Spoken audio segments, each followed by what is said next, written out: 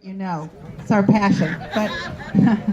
But here today we have Dr. Heather Hitt. She is from Atlanta. This is what I thought was really cool. Her parents met in undergrad at Emory. She decided to go to Duke, left, went to Duke for undergrad, lived in Washington, D.C., missed Atlanta so much she came back.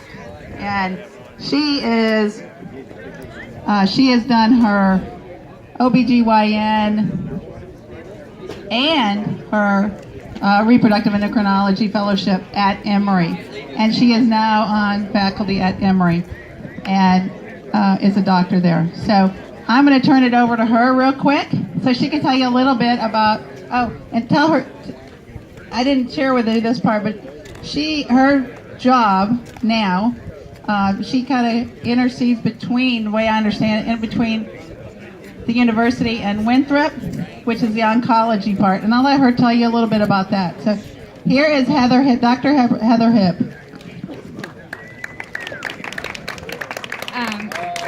So first of all, thank you, Mary, so much for the opportunity to speak today. I'm one of the physicians at the Emory Reproductive Center, and it's my job a lot of times to see our patients, our women, after they're diagnosed with cancer, to help them with fertility preservation.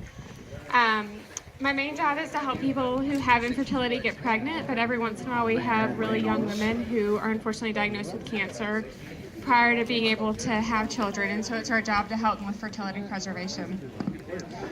We're usually called by the patient's oncologist as soon as a plan for treatment is made, which is typically right after these women learn about a really difficult diagnosis. I think fertility preservation allows them to have a little bit of hope in a time period when they're surrounded by data about their cancer, their potential recurrence risks, and the side effects that they might experience from the chemotherapy and the radiation. For many women, future fertility and their future children are the most important things in their lives. I know as a mom, and as many of the moms here, we would do anything for our children, and I think the same goes for our patients. Having an opportunity to have children is really important to them. And so having a chance to preserve that possibility can make a huge difference in how a patient approaches her cancer treatment and how she approaches her remission. Just to give you guys a quick overview of what fertility preservation entails for these women, they typically have to take injectable hormones for about 10 days to help them make a lot of eggs. After they make all these eggs, they undergo a procedure called an egg retrieval, where we give them really light anesthesia and are able to remove the eggs in our office. And then we either freeze the eggs, or if they have a partner, sometimes we fertilize the eggs to make embryos, and we freeze those embryos.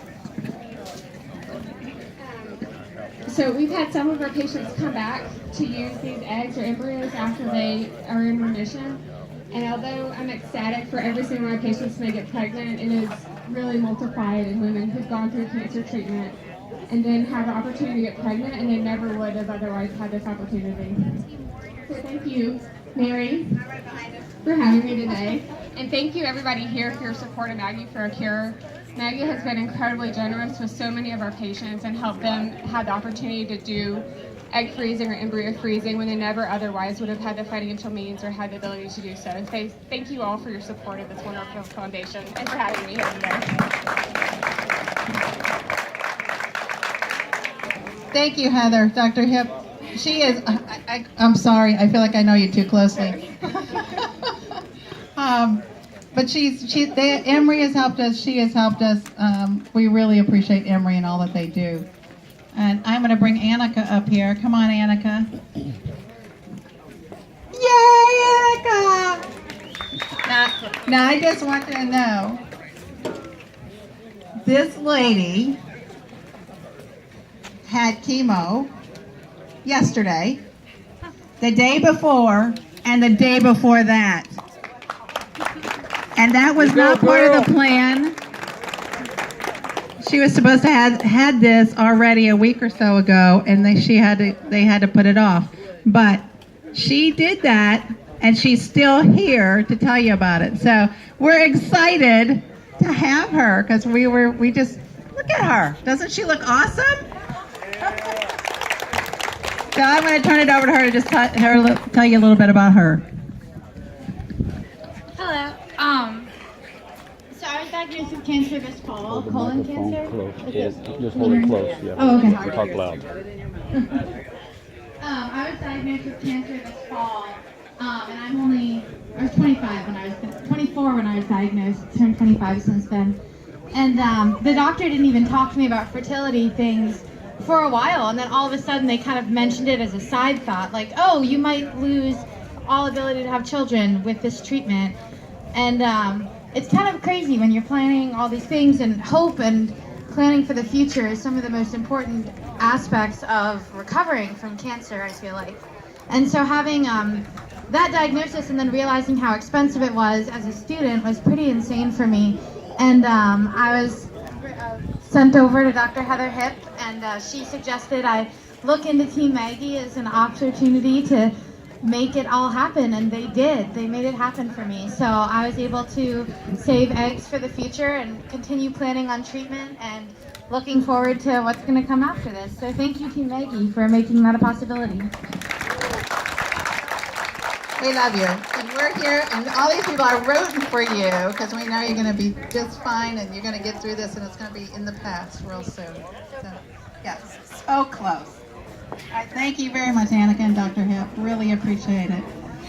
So I just want to give you guys a little understanding of what we do and why we do it. So that's it. So you know what your money's going for, right?